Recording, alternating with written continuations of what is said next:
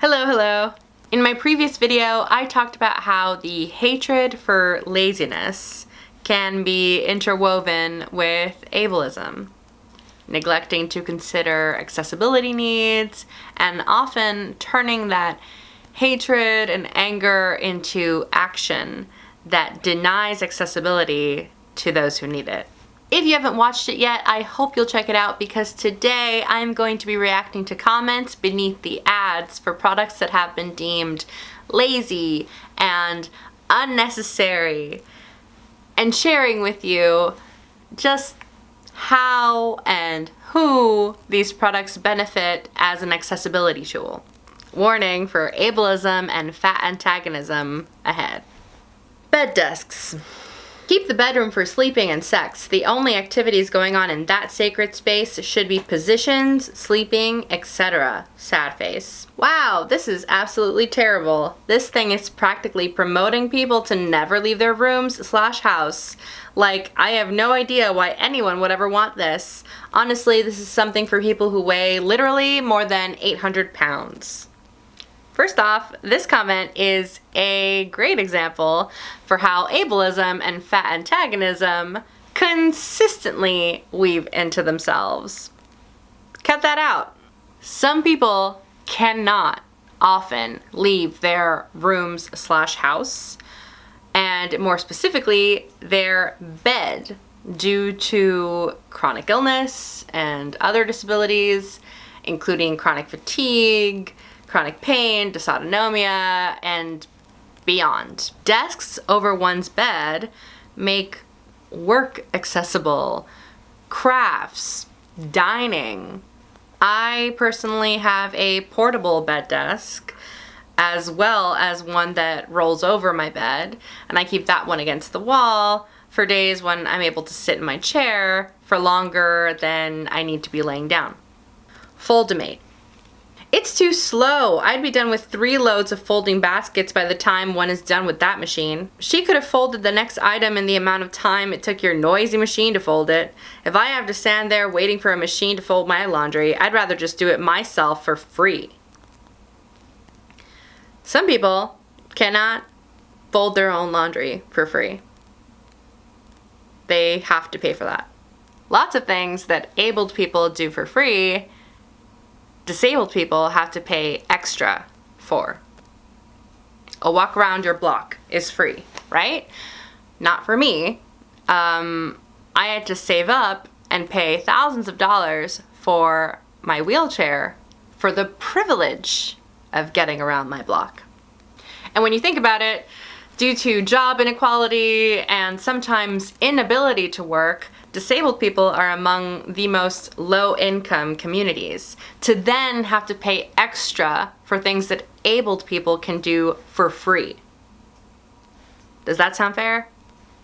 I don't think so, but that's the way it is. Anyway, right, folding clothes may not be possible, or it is extenuating for people with limited mobility, fragility of skin, joints, or muscles, chronic pain, chronic fatigue, etc. Snuggie. Tries to blanket properly, accidentally detonate. Oh, wait, hold on, I read that wrong. Tries to detonate. Wait, what? Tries to blanket properly, accidentally detonates thermonuclear weapon. There has to be an easier way. Tired of using blankets like this asshole? Do they somehow destroy your heating bill? Are mundane tasks like answering the phone now impossibly difficult?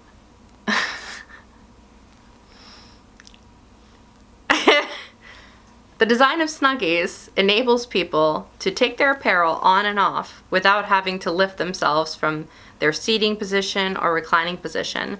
So this goes for people who are ill in bed, people who are wheelchair users. Also, they are just comfy. Why are y'all no fun? Sock slider.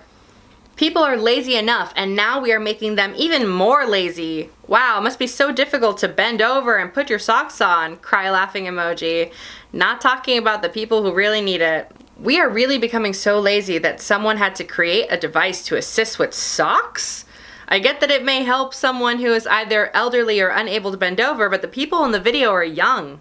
Can I respond to the fact that a couple of these comments actually acknowledge that disabled people could use them, but then they follow that up with, all the people in the ad are young. I'm a person who could use assistance with getting my socks on and off, both for grip reasons as well as back pain when bending over. Also, bending over is a POTS trigger. I'm young and disabled. I could be in that commercial. Disability doesn't have a look or an age. Also, when it comes to marketing specific disability items like mobility aids or medical alert necklaces, etc., it is always elderly actors, and that reinforces the misconception that young disabled people don't exist and discourages young disabled buyers by reinforcing the stigma. So much so that responses like this happen. Easy egg cracker. That is the dumbest thing I've ever seen. Don't even bother trying to turn on the stove. Really, people? Just do the work or get out of the kitchen. I am not that lazy. This is so silly. Cracking an egg is, well, like the most basic thing to do in a kitchen. If you need a ridiculous gadget to do it for you, you should probably just go to Denny's for your breakfast. With what money, Laura? Some people can't crack eggs. I don't know what to tell you. You don't have to be a dick about it.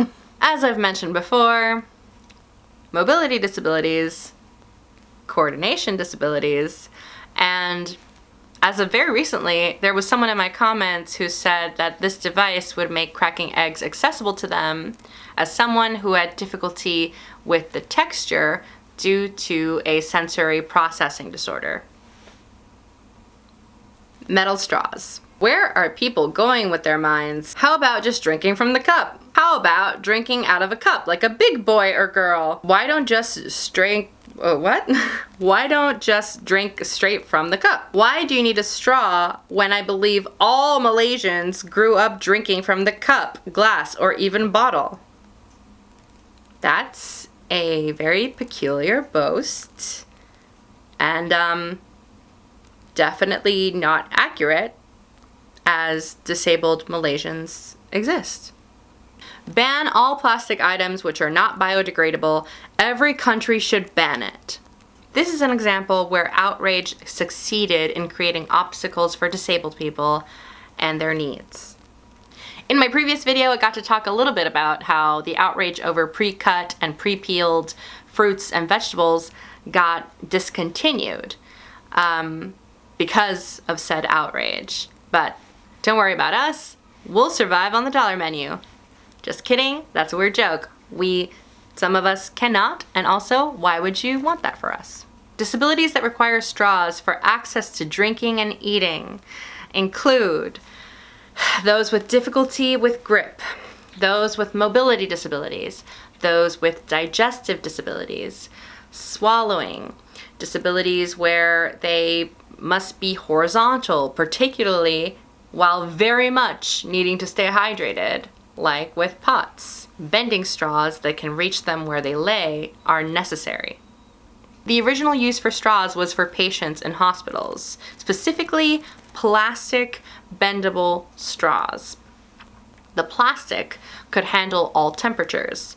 It withstood chewing without harming the patients. Patients who had spasms or seizures didn't risk being harmed by the material.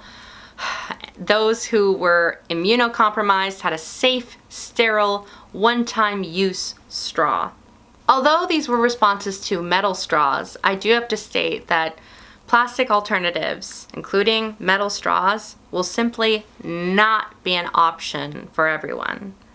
And legal bans against plastic straws, among any other plastic medical tools, are dangerous for disabled people.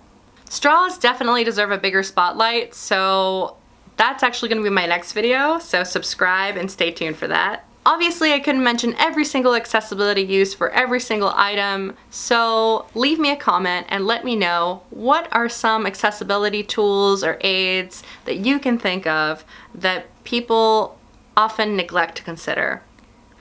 And if you appreciate this video, you can definitely show your support by becoming a Patreon patron, and be sure to check out last week's video, and I will see you eventually.